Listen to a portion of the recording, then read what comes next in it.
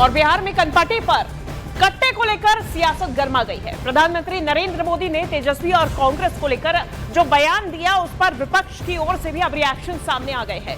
तेजस्वी यादव ने कहा कि जिसकी जैसी सोच वैसी भावना। तेजस्वी ने कहा कि गुजरात में पीएम मोदी आईटी की बात करते हैं और बिहार में कट्टे की बात करते हैं। तेजस्वी ने कहा कि एनडीए का कुनबा बढ़ाने के लिए कट्टा कनपटी पर लगाया है। प्रधानमंत्री जी की भाषा सुनिए। आज तक हम किसी प्रधानमंत्री को इस तरह की भाषा हम लोगों ने नहीं देखी। कट्टे की बात करना, गुजरात में जाएंगे तो फैक्ट्री की बात करेंगे, सेमीकंडक्टर फैक्ट्री की बात करेंगे, आईटी पार्क की बात करेंगे, डेटा सेंटर की बात करेंगे। अब बिहार आएंगे तो कट्टे की बात करना, कैसी बातें करते हैं प्रधानमंत्री। तो प्रधानमंत्री नरेंद्र मोदी ने कल आरा की रैली में कहा था कि आखिरी मौके पर तेजस्वी ने कांग्रेस की कनपटी पर कट्टा रखकर सीएम फेस पर अपना नाम मनवाया। कांग्रेस ने आज इसका जवाब दिया है। मल्लिकार्जुन खड़गे का आपको बयान दिखाते हैं। जो कह रहे हैं ये सब झूठ है। कोई बंदूक लेके तुम्हारे को चीफ मिनिस्टर बनाओ कहता भी नहीं और कहेगा भी नहीं। कांग्रेस ऐसे चीजों को कभी किसी के साथ व्यवहार नहीं किया। आरा की रैली में प्रधानमंत्री नरेंद्र मोदी ने कनपटी पर कट्टे को लेकर क्या बयान दिया था, चलिए अब आपको वो दिखाते हैं। नामांकन वापस लेने से एक दिन पहले बिहार में बंद कमरे में गुंडागर्दी का खेल खेला गया था। कांग्रेस कभी नहीं चाहती थी कि सीएम पद पर आरजेडी के नेता का नाम तय हो, लेकिन आरजेडी ने भी मौका छोड़ा नहीं। आरजेडी ने कांग्रेस की कनपट्टी पर कट्टा रखकर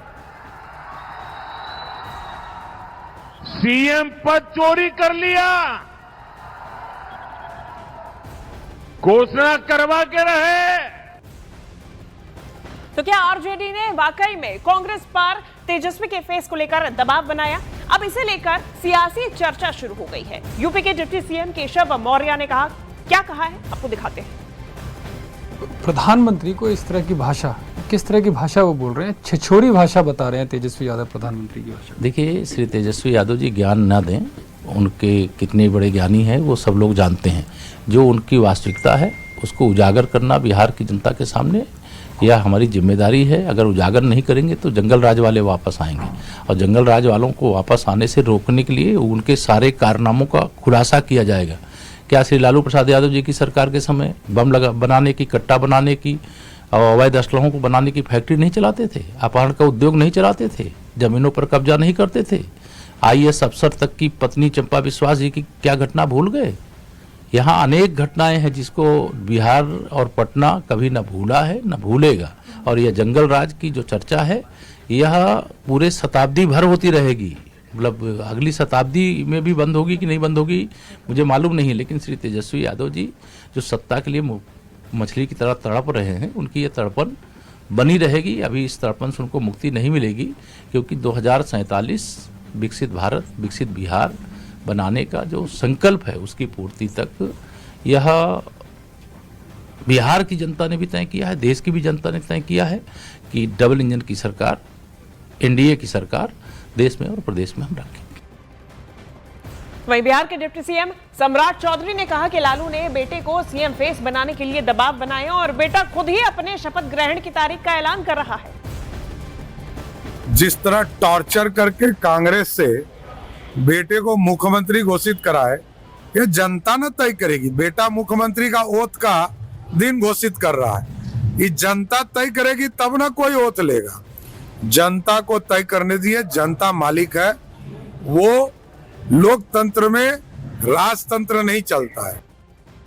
हम तो अपनी उपलब्धियों का बखान कर रहे थे। बिहार के मुख्यमंत्री नीतीश कुमार जी के नेतृत्व में अगली सरकार बनेगी ये दावे कर रहे थे, लेकिन कांग्रेस आखिरी दम तक तेजस्वी यादव के चेहरे पर सहमत नहीं दिखती थी।